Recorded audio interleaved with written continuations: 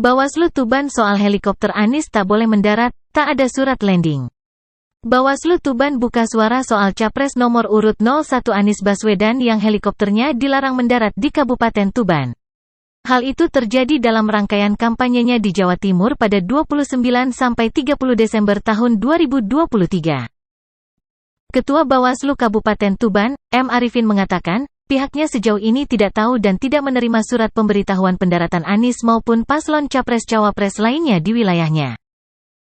Nah, di Kabupaten Tuban, berdasarkan hasil pengawasan baik itu upaya pencegahan dan koordinasi dengan semua pihak, termasuk Pak Kapolres tadi menyampaikan bahwa sejauh ini belum ada surat masuk terkait dengan jadwal landing di Tuban dari paslon Amin atau paslon lain juga belum ada, kata Arifin, Kamis, 4/1. Arifin menyampaikan, tidak ada larangan khusus terkait siapapun yang ingin mendarat di tempat yang sudah diizinkan. Asal semua sesuai prosedur. Pada prinsipnya kalau di kepolisian memang harus netral BUMN, TNI, Bawaslu, KPU, semua harus netral.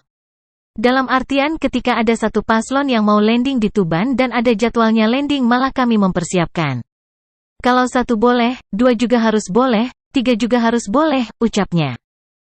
Tapi kalau memang itu ada prosedur dari penanggung jawab tempat yang punya fasilitas untuk landing maka ketika persyaratannya cukup dan terpenuhi maka silakan, kalau memang itu boleh, tegas dia.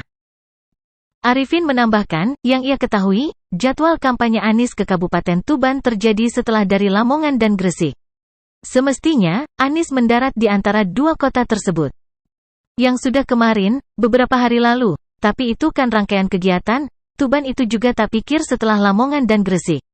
Misalkan mau landingkan ya juga Gresik atau daerah di luar Tuban, nyatanya ya di Tuban yang terakhir setelah Lamongan dan Gresik, tandasnya. Sebelumnya, pasangan Anies, Muhaimin Iskandar, Cak Imin, menceritakan kegundahan ini.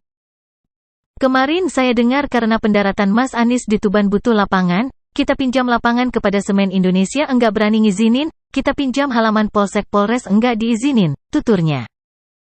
Ini harusnya semua fasilitas-fasilitas milik negara terbuka untuk sekadar pendaratan.